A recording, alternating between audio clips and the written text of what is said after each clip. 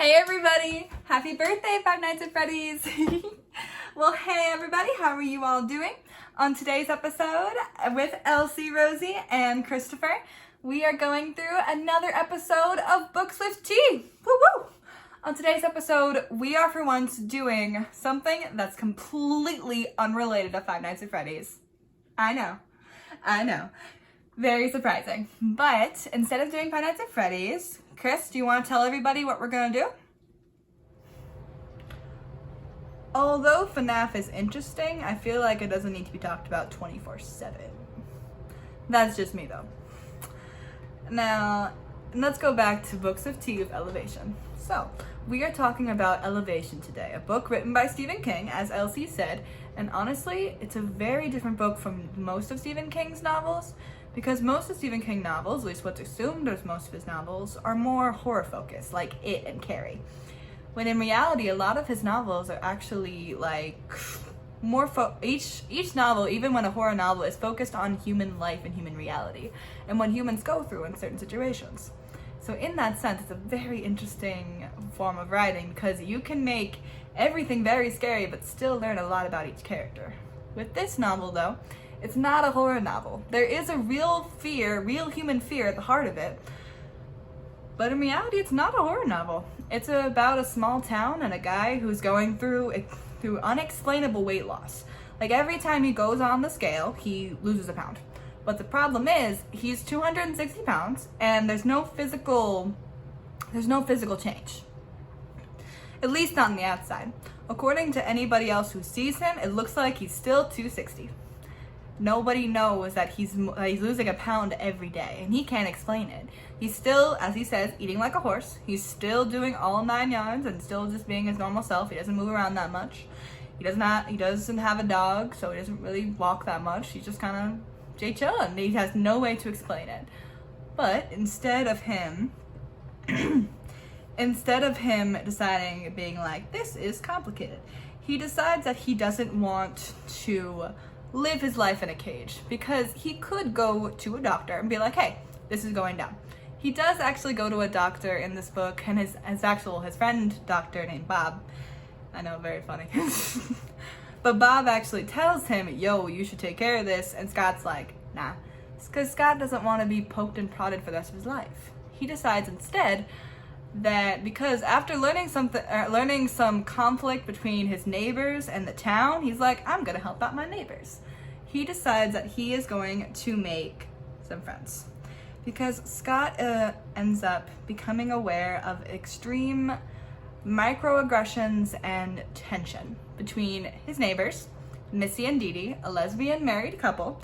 And I say it like that because that phrase comes up a lot. In this little town, it is assumed that because these two women are lesbians and married, that they're making a statement against the town, which is explained through multiple different actions of the characters. And it's very much like, oh.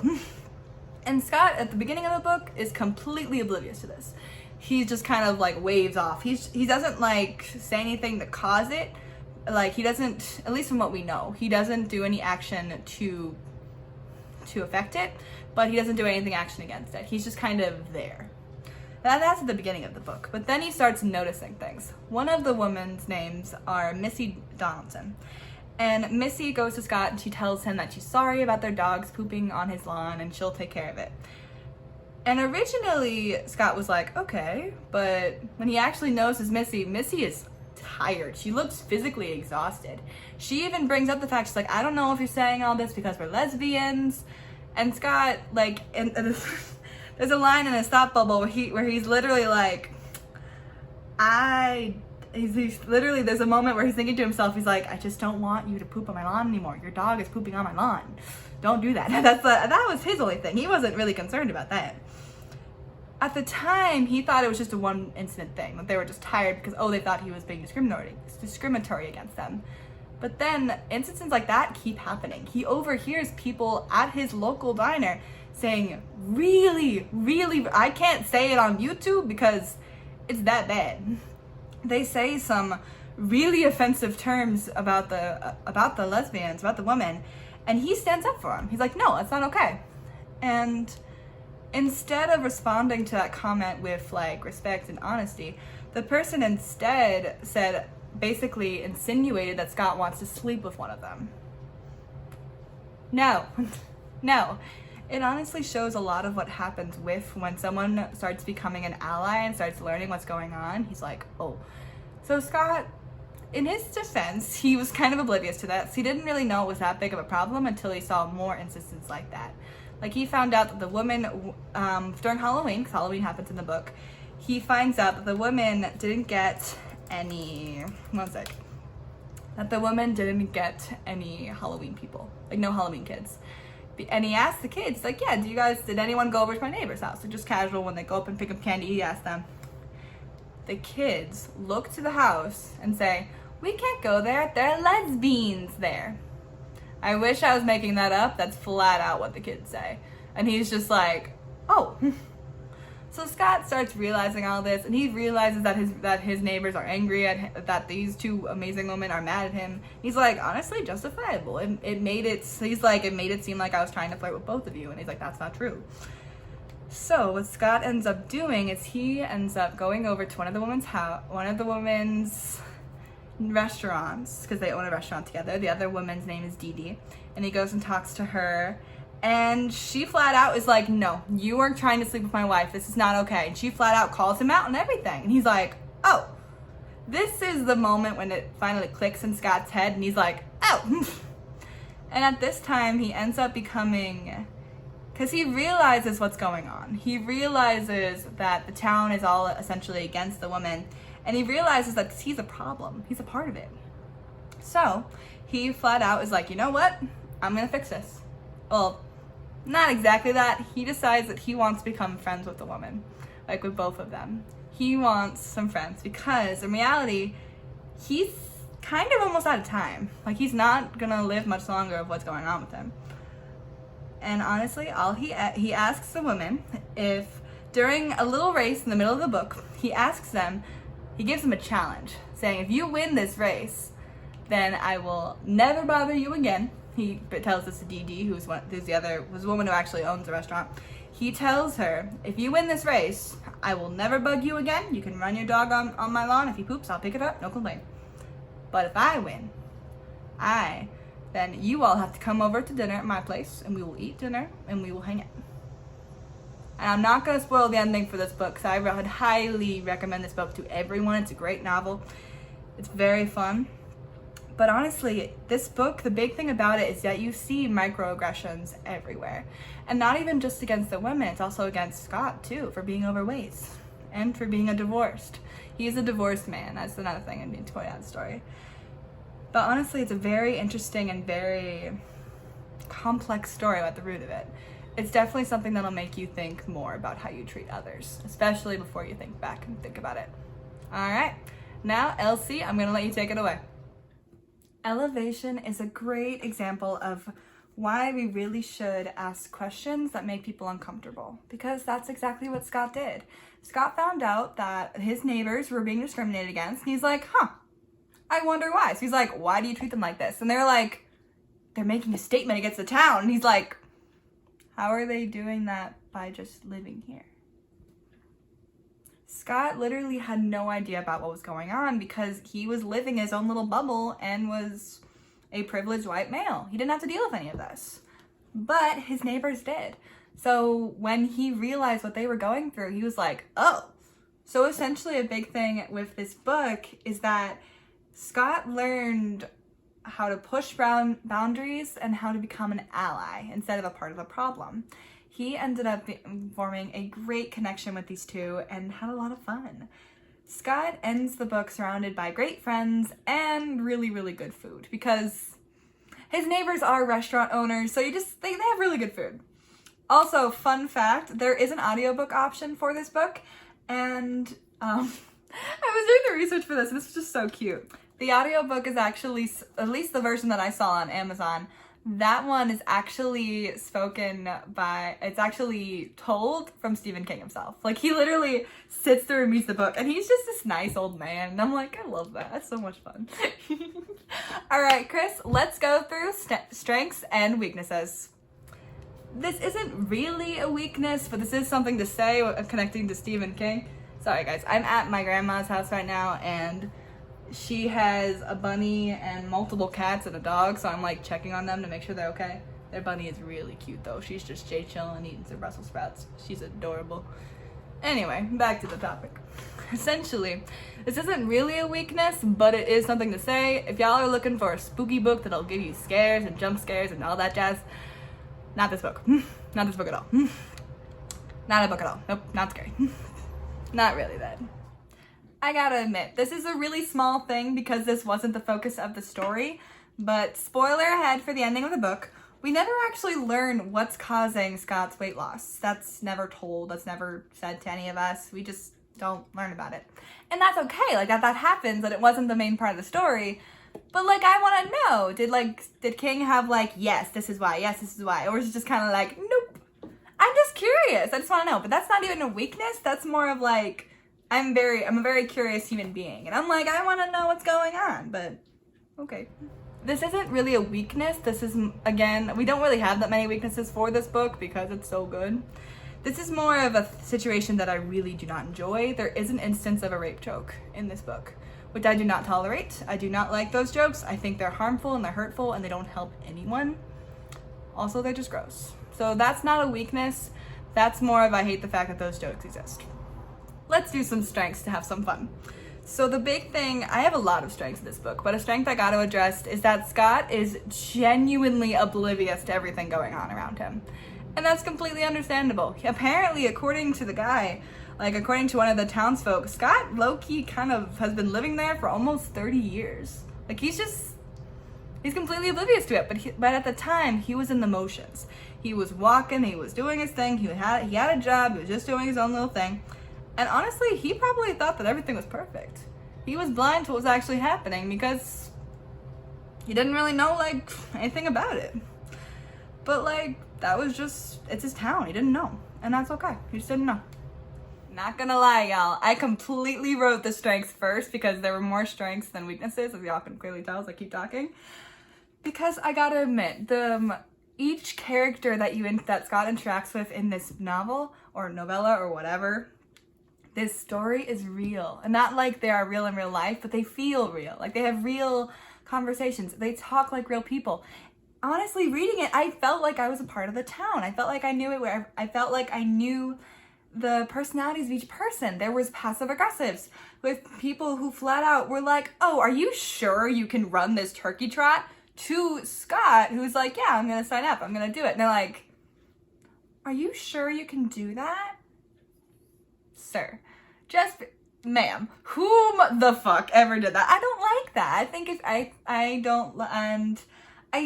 don't like that that's a real thing we have to deal with, but I do appreciate how everyone was a real human being and everyone was real and each person felt like they breathed. Even Scott. Scott flat out did not know what was happening with his neighbors until essentially he saw examples of it and saw it from both perspectives. Also, I gotta admit, I'm calling her Dee Dee because I don't know how to pronounce her actual name, one of the main women in the couple. I gotta admit, I can't really blame her for not trusting Scott at first. Like, literally, can't blame her. Because if somebody told me that, if somebody literally came up to me and you're like, yeah, this guy wants to sleep with your wife. This guy, that same guy, the one who wants my wife, appears at the restaurant, I'd be pissed. But I think, I like her development though. Literally, she goes from completely cold to the world, completely against it all, to becoming a celebrity in the town. So like, character development, growth, coolness. Also, her concerns were valid. I'm like, I can't blame you for that. I'd be spooked too. So like, I just love how they actually talked and arranged an agreement. Literally, Scott just wants to talk to his neighbors. He wants to help. He genuinely just wants friends. He doesn't want to sleep with the other woman. He doesn't, like, that never, like, he's just like, nah. He's just like, I want neighbors. That's kind of his whole spiel. At the beginning, he was cranky at them for their dog pooping on their lawn, but, like, if the dog is pooping on the lawn, I'd be mad, too. I can't really blame anybody for that. So, I love how Scott's very genuinely like, hey. It's just, people in this story have real flaws, they have real conversations. Maybe real is not the real good word to use because it is all fiction, but they feel very realistic. It feels like you can talk to this person, you know what they're thinking, and you know what they like, and this story feels very lived in. It feels very realistic, when in reality, this didn't happen at all. But it's really good. Each character has real flaws, real good qualities, I could go on and on and on about this. I love it. So, guys, I actually have a fun fact about this book that we're gonna include as a strength because, well, more is just like a fun fact section. So the big thing that I want to say about fun fact about this book is that this book is the original book that gave me the idea for starting Books of Tea. And that's because when I first read this book, I loved it. It was so much fun. I couldn't put it down. It had self-discovery, it had real situations and real things that I think everyone totally should talk about. I loved it. And I found myself talking to anybody who would listen all about it. And because we're in quarantine, I can't really talk to that many people besides you all, I'm like, you know what? More people should hear about how great this book is. And honestly, I would. So, fun fact, this book is what started Books of Tea. I would 10 out of 10 recommend.